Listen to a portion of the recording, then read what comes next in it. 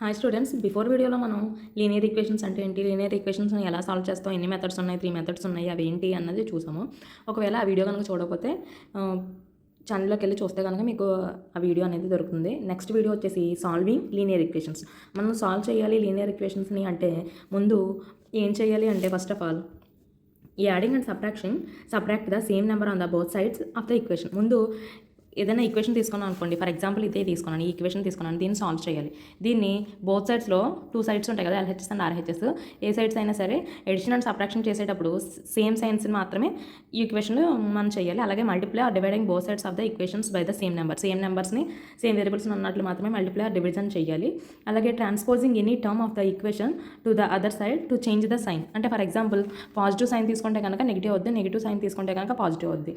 అలాగే into sine తీసుకుంటే కనుక డివైడెడ్ బై అవుద్ది, డివైడెడ్ బై తీసుకుంటే కనుక ఇంటూ అవుద్ది. సరే, ఇవి ప్రాసెస్ అంతా నేర్చుకున్నాం కాబట్టి ఇప్పుడు ఈ ప్రాబ్లమ్ని ఎలా సాల్వ్ చేద్దాం. ఈ టర్మ్ మొత్తాన్ని 3తో మల్టిప్లై చేద్దాం, ఈ టర్మ్ మొత్తాన్ని 2తో, అలాగే మల్టిప్లై చేసి రిమైనింగ్ ఆన్సర్ ఎలా వచ్చిందో చూద్దాం. 3 × 2, 3 2 = 6x. ఫస్ట్ సమ్ నోట్ చేద్దాం. 3 × 2x - 3 - 2 × 1 - x - x = 3. ఓకేనా? 3 2 = 6x minus 3 3 = 9 -2 - into plus 2x - x = 3. ఇప్పుడు x వేరియబుల్స్ అన్నింటినీ ఒక చోట రాద్దాం, దాన్ని అడిషన్ చేసేద్దాం. 6 + 2 అంటే 6 + 2 8, 8 - 1 అంటే 7x. ఇక్కడ 9 2 అంటే -11 = 3. ఇక్కడ x వేరియబుల్ x వాల్యూ కదా కనుక్కోవాలి మనం, కాబట్టి 7x ఈ plus positive term negative term కాస్త అవతల వైపు వెళ్తే కనుక పాజిటివ్ టర్మ్ అవుద్ది. 3 + 11 7x = 11 + 3 అంటే 14. x = 14/7 క్యాన్సిల్ చేస్తే కనుక x = 2. ఓకేనా? మీకు అర్థమైంది కదా?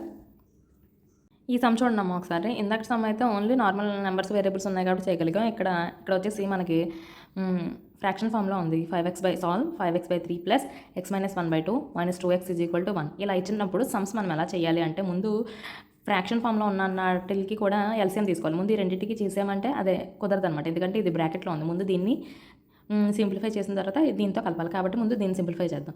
ఇక్కడ x - 1/2 కాబట్టి దీన్ని రెండింటి కింద విడదీసి రాసి మొత్తం అన్నిటికీ కలిపి ఎల్సిఎం కడితే కనుక ఈజీ అవుద్ది. చూద్దాం ఒకసారి. ఈ ప్రాసెస్ చూడండి, ఈజీ ప్రాసెస్.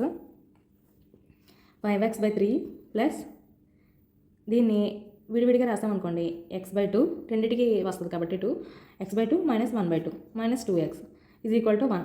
ఇక్కడ మనం చూస్తే కనుక ఈ అన్నిటికీ కలిపి ఎల్సిఎం కట్టాలి.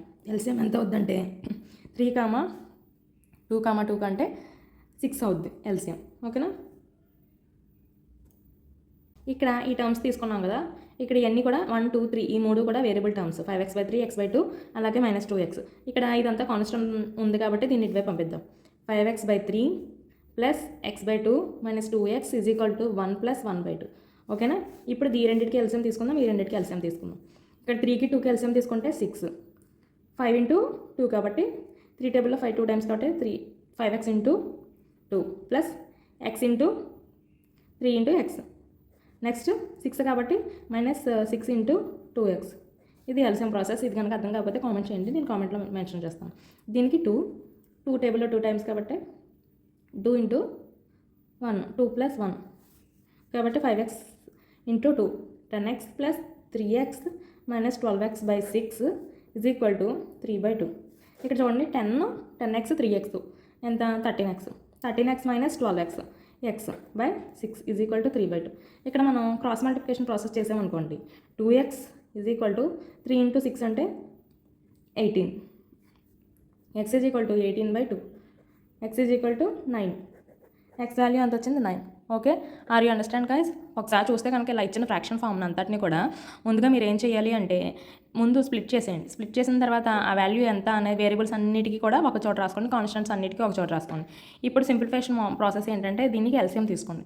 ఎల్సిఎం తీసుకుంటే కనుక ఎల్సిఎం ప్రాసెస్ ఎవరికైనా అర్థం కాకపోతే నన్ను కామెంట్లో అడగండి. అయితే ఎల్సిఎం తీసుకున్న తర్వాత దీన్ని సింప్లిఫై చేస్తే x వాల్యూ ఇలా వచ్చింది. Okay, understand?